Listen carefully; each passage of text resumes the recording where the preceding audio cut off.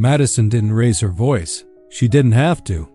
She held her champagne flute like a microphone and smiled at a circle of people who still remembered me as Ethan with the perfect GPA and not Ethan who got divorced and disappeared. "So," she said, tilting her head, "how's the single dad thing going? Still playing hero?" A few laughs landed wrong. Too sharp, too eager. Someone's name tag swung as they shifted to get a better look at my face. My mouth went dry. I felt every year of silence I'd practiced since the divorce trying to hold my expression in place. Madison leaned closer, voice sweet enough to sting. "Or did you finally realize you're not built for staying?" I swallowed. I chose not to answer. That's when a woman's hand slid calmly into the crook of my arm, like it had always belonged there, and she said, softly, in front of everyone, "Honey, the invitation had been sitting in my inbox for 2 weeks, glowing like a dare. North Shore University, class of 2006 reunion. The Langham Heritage Hotel, downtown Chicago." It sounded like a place where people wore confidence like a tailored coat. The kind of night where everyone's life turned into a highlight reel. I told myself I was too busy. That was mostly true. But the part I didn't say out loud was simpler. I didn't want to stand in a room full of old names and let them do the math on my life. Divorce, a smaller apartment, a job title that sounded supportive instead of impressive, a 9-year-old who depended on me for everything from breakfast to bedtime. I could already picture Madison there, my ex-wife, laughing with people I used to study with, telling her version of our story like she'd rehearsed it in front of a mirror. I was going to delete the email. I had my finger on it. Then Lily climbed onto the couch beside me with her socks half on, hair still damp from the bath, and said, "Dad, did you have friends when you were my age, but big?" I looked at her face, open, curious, unguarded, and something in my chest shifted. "Yeah," I said. "I think I did." She nodded like that settled something important. "Then you should go see them." I laughed once, short. "It's not really like that." Lily tilted her head the way she did when she was trying to solve me. "Are you scared?" That word hit too cleanly. I didn't answer right away. I just tucked a loose strand of hair behind her ear. "I'm not scared," I said finally, even though I wasn't sure. Lily leaned into my shoulder like she'd already forgiven me for whatever I was carrying. "You should go anyway," she murmured. "Just for 1 hour, and if it's bad, you can come home. I'll save you pizza." I still didn't know I'd end up needing saving. But I clicked RSVP, yes. And that decision followed me all week like footsteps behind me. If you believe a parent should protect their child above everything else, hit like right now.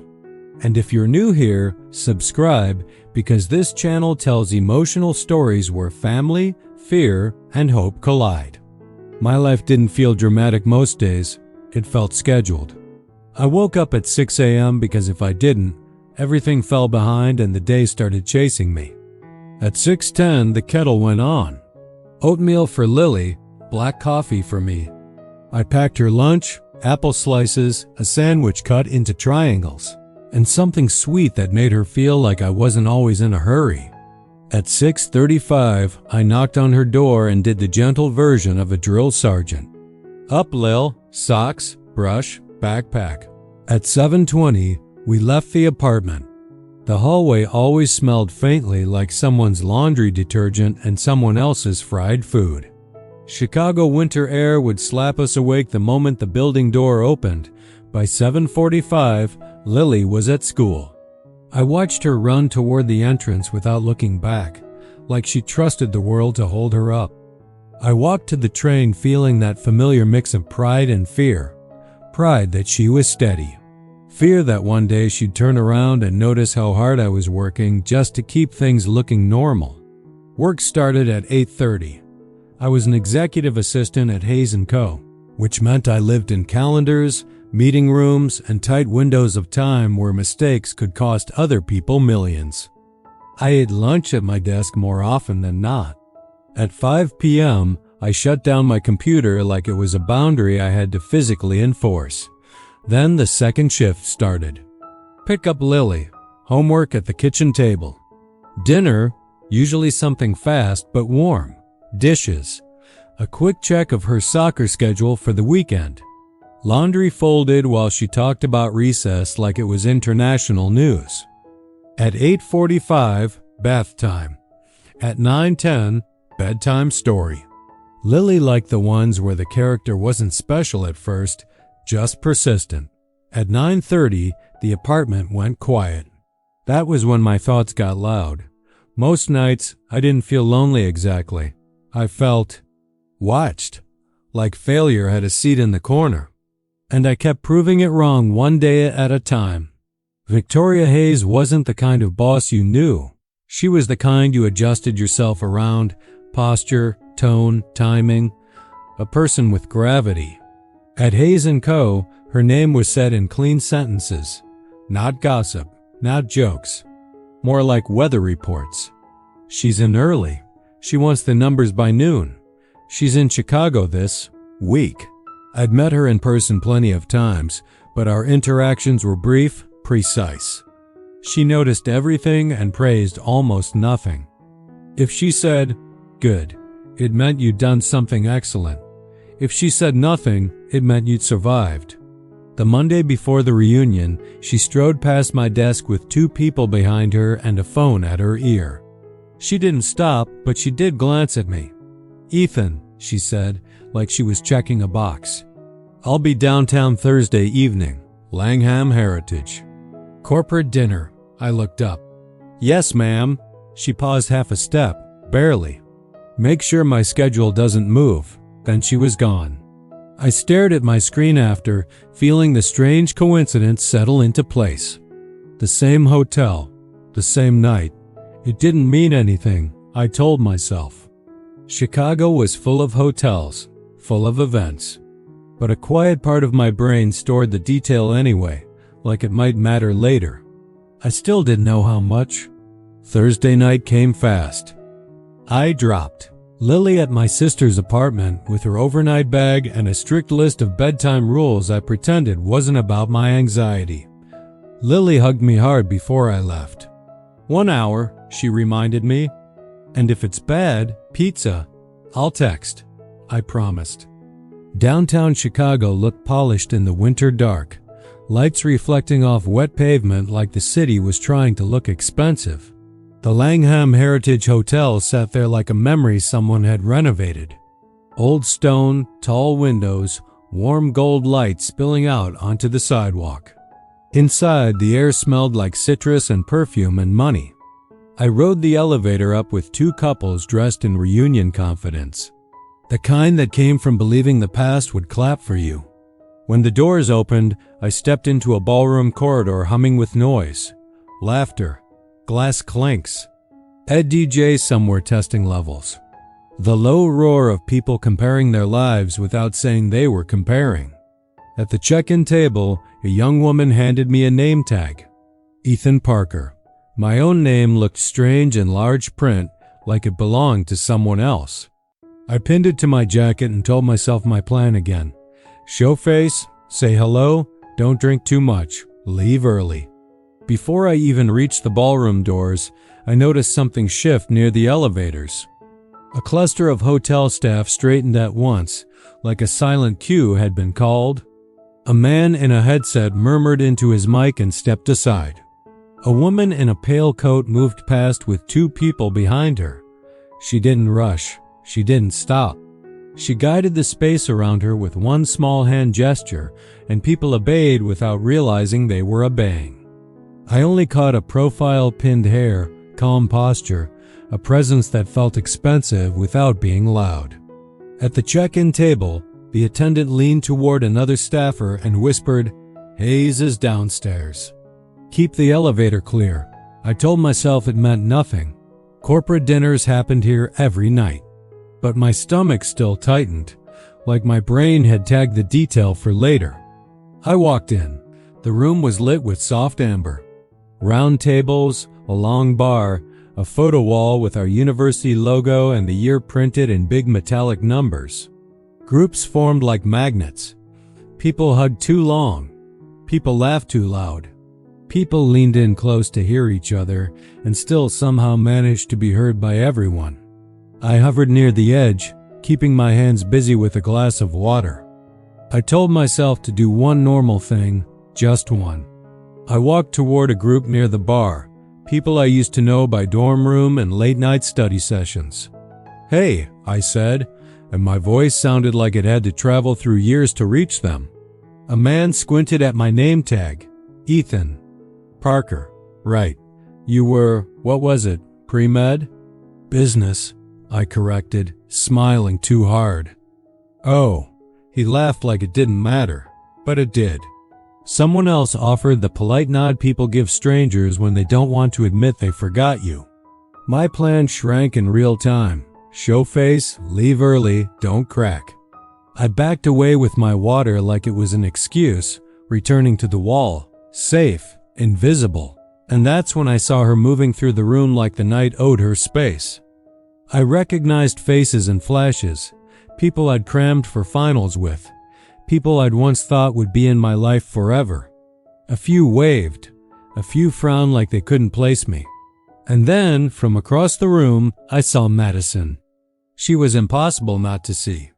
Madison Parker still knew how to enter a room. She wore a fitted black dress and a smile that looked effortless until you stood close enough to see it didn't reach her eyes.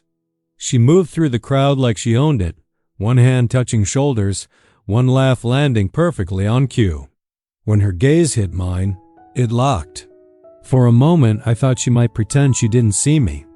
Instead, she walked straight over, slow and certain, as if the distance between us was something she'd been waiting years to cross. "Ethan," she said, dragging my name like she was testing it. "You actually came." "Madison," I replied. My voice stayed level. That was a small victory. She looked me up and down, not in a sexual way, in a verdict way. "Wow," she said softly. "You look responsible." I blinked. "I am responsible." Her smile widened. "No, I mean, like you're trying very hard to be." A couple of people nearby shifted their attention toward us the way people do when they sense entertainment. I felt it, the air changing, the circle tightening. I forced my shoulders loose. "How have you been?" Madison's eyes flicked to my name tag. "Still Ethan Parker." I didn't respond. My jaw tightened. She tilted her head. "I thought you'd change it. You know, to make a fresh start. People do that when they want to pretend nothing happened." Nothing happened. The words sat between us like broken glass.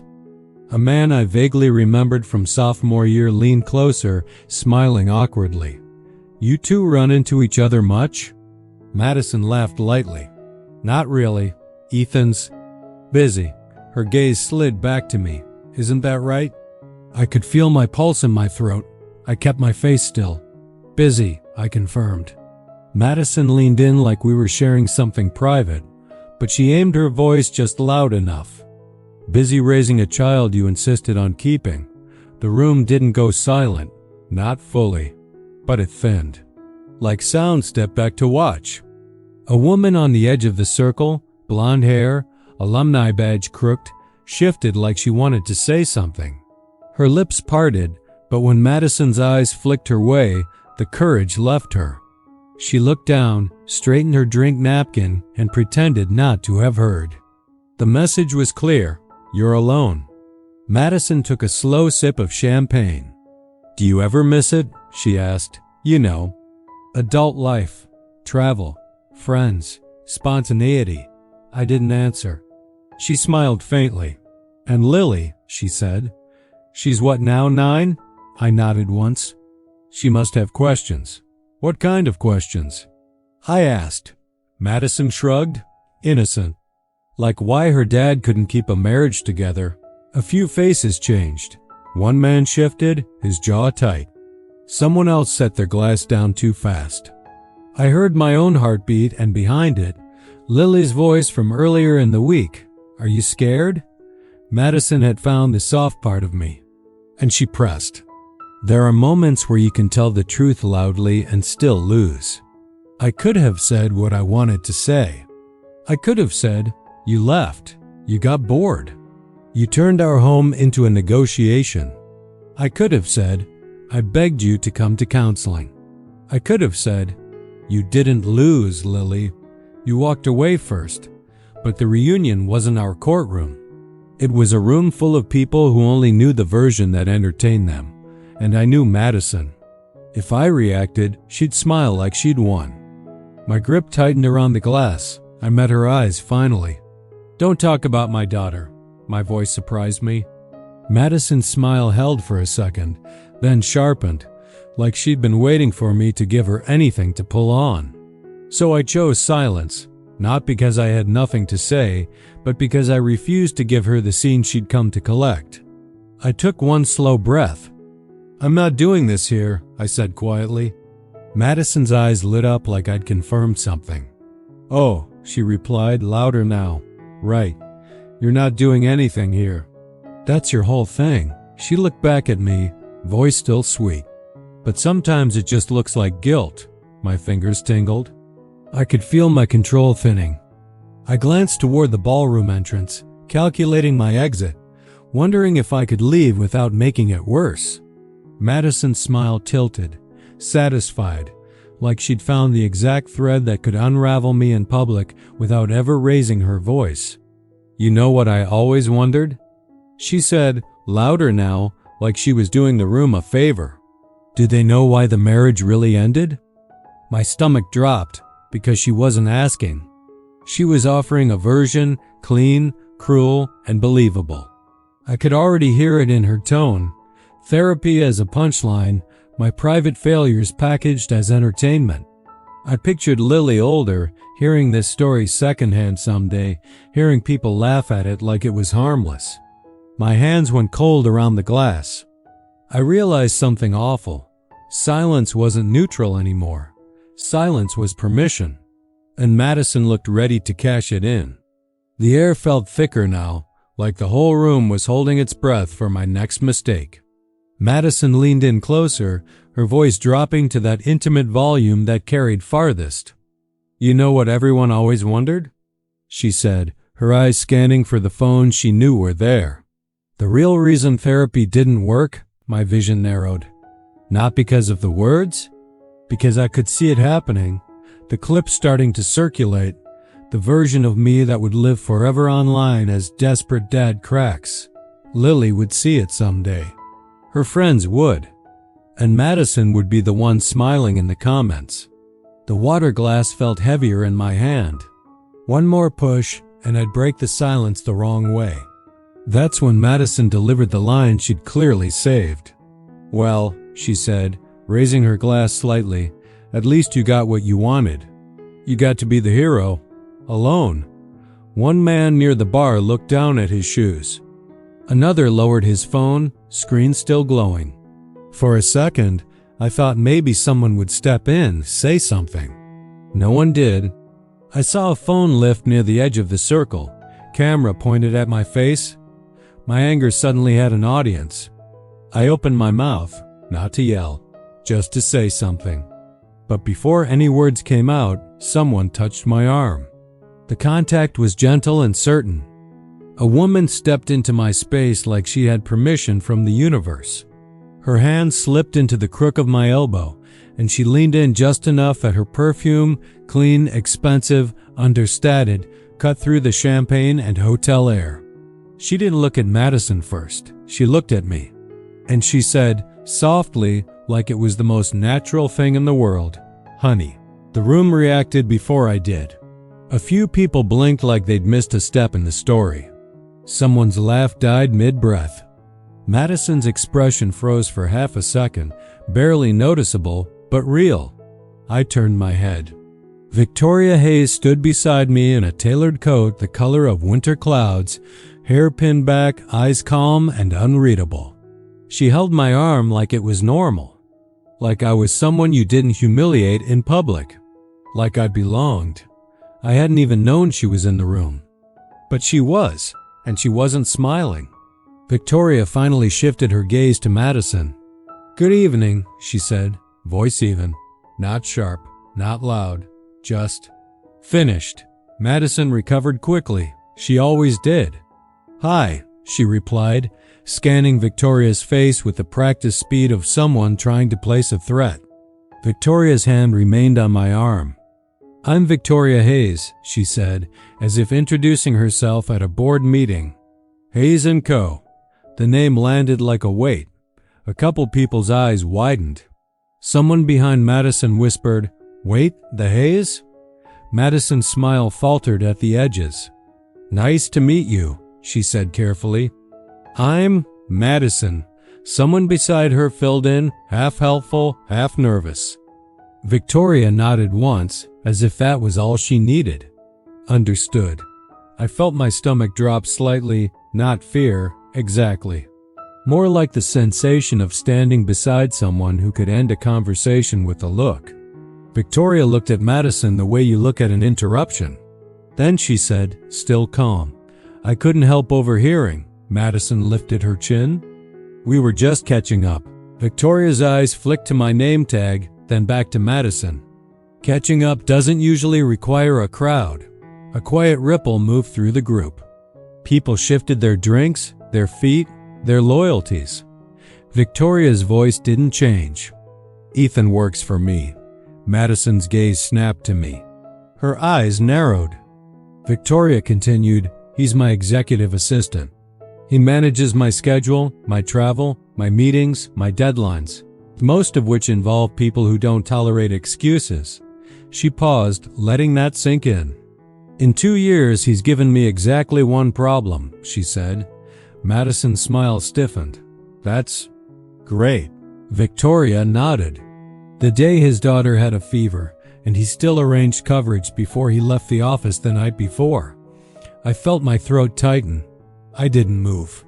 Victoria went on, measured. "He doesn't stay late to impress anyone." Her gaze moved briefly across the circle, as if addressing the room without announcing she was addressing it. "When he says he'll do something," she said, "it gets done." A murmur rippled through the circle, not laughter this time, but the sound of people recalculating who they were listening to. Madison's fingers tightened around her champagne flute. Her smile stayed, but her eyes darted, counting faces, measuring the shift. I stood perfectly still, letting Victoria's words land like stones in still water. For the first time that night, the room felt like it belonged to facts, not stories. Madison's eyes flicked fast to the faces around her. She could feel the room changing, and she didn't like it. Victoria's hand squeezed my arm lightly, one small signal. "Stay steady." "Raising a child alone," Victoria added, "is not a performance. It's a sequence of choices." Her tone remained professional, but something under it sharpened. "He's made them quietly," she said. Without asking anyone to clap, Madison's champagne glass lowered an inch. Victoria turned her head slightly, looking at Madison again. "If you wanted to discuss private history," she said, "you chose a strange venue." Madison tried to laugh. It came out thin. "I didn't realize this was a corporate review." "It isn't," Victoria said.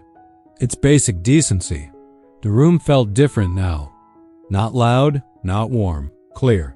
One man near the bar looked down at his drink, guilt flickering like static. Madison's eyes flashed. "Well, I'm sure he's very good at his job," she said, attempting a pivot. "Some men need someone to manage their life for them." Victoria didn't blink. "Ethan manages mine," she replied. "And he manages his daughter's. If you see that as small, that tells me more about your values than his." The silence after that was heavy. Not awkward. Consequential. Madison's smile disappeared in increments, like a mask sliding off slowly. Her cheeks went pale. She swallowed once, then lifted her chin again as if posture could restore power. "You're making assumptions," she said, voice tighter now. Victoria's expression remained smooth. "No," she replied. "I'm stating observations." Madison's eyes darted to me, searching for a crack, a reaction, a chance to regain the narrative. I didn't give her one. For the first time all night, I didn't feel frozen. I felt still. And Madison couldn't do anything with stillness when it wasn't hers. People began to drift, subtly at first. Someone stepped away to the bar. Someone pretended they'd just seen an old friend across the room. A man who'd laughed earlier suddenly found his phone very interesting. Madison noticed. Her fingers tightened around her glass. She tried one more time, quieter. "Ethan and I have our history," she said. "It's complicated." Victoria nodded once. "Most things are," she said. Then she added, simple and final, "But public humiliation is not complexity. It's a choice." Madison's lips parted. No words came out clean enough to use. She looked around and realized the room wasn't on her side anymore. Not because they suddenly became better people, because a richer, more powerful person had drawn a line. That was the truth no one wanted to admit. Madison's eyes hardened. "Enjoy your reunion," she said. The words clipped. She turned and walked away, heels clicking too fast for someone who claimed she didn't care. I watched her go, and I felt something loosen inside me. Not joy, relief. Victoria didn't release my arm until we were out of the ballroom. The corridor was quieter, carpeted, lit by warm sconces that made everything look calmer than it felt. The muffled sound of the reunion leaked through the doors like distant weather. I exhaled slowly, realizing I'd been holding my breath in pieces. Victoria finally let go, but she stayed facing me, professional distance restored, yet her eyes remained attentive. "I'm sorry," I said automatically. "That was unacceptable." "I didn't expect," Victoria lifted a hand slightly. Not a command. A pause. "Don't apologize," she said. "You didn't create it," I swallowed, and the relief I'd felt a minute ago curdled into something else. Shame, sharp, immediate. Not because Madison had tried to cut me down, because I'd needed rescuing. I'd promised myself I wouldn't become the guy people felt sorry for. And for a moment, standing under those warm corridor lights, I worried that's exactly what I looked like. "I had it," I said, even though we both knew that wasn't entirely true. Victoria didn't argue. She just looked at me. "Maybe," she said. "But you shouldn't have to." My voice came out lower than I intended. "You didn't have to do that." "Yes," she replied. "I did." I blinked. Victoria glanced toward the ballroom doors, then back to me. "I don't tolerate bullying," she said. "Not in meetings, not in hallways, not at reunions." Her tone wasn't emotional, but it wasn't cold either. It was precise, like she'd already decided what she believed. I hesitated. "The honey thing." A small, almost imperceptible shift touched her mouth. Not quite a smile. "It worked," she said. I let out a breath that was almost a laugh, but not fully. "It did." Victoria studied me for a beat. "You stayed quiet," she observed. I nodded once. I didn't want to make a scene. "Sometimes," she said, "silence is strength." The words landed gently, but they carried weight, like permission. Then she added, just as evenly, "But silence isn't an obligation." I looked at her. Victoria's gaze didn't waver. "You don't have to spend your life letting people write your story because you're trying to keep the peace," she said. "Peace is not the same as surrender." My throat tightened again, unexpectedly. I looked away for a second, focusing on the pattern in the carpet. "I'm just tired," I admitted. Victoria nodded. "I know," she said.